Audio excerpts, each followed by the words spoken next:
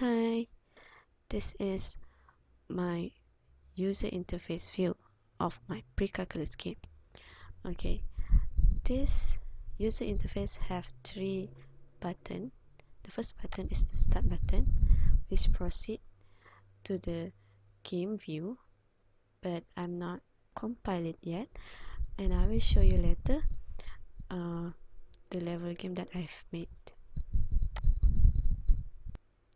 Okay, this is the option button where user can increase or decrease the value. So this is the exit button. To apply that, I'm using a mono developed by Unity and applying a C# scripts. This is all the script that I'm using.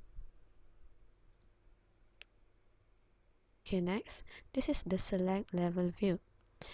As you can see here, only level 1 is unlocked and the other level is still locked.